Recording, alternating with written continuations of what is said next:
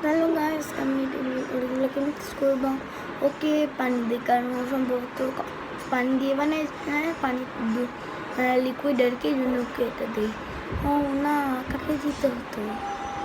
তাহলে দেখি তুমি এটা নাও। কাঠে গুঁড়াতে কী হয়?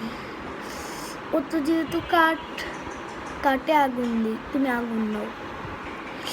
আল্লাহ আগুন করে গেলে। ও তুমি তো আমার বাতাস নিবে সবাই। এবার বুঝে গিয়েছি, ওকে হাওয়া দিতে হবে। হাওয়া খাও। ওর কি হল? তুমি কাঠ নেবে? ও কাঠ মনে হয় ও আগুনকে নিয়ে। তুমি পানি দিবে? পানি দিবে, ওই তো আমার আগুন নিবে।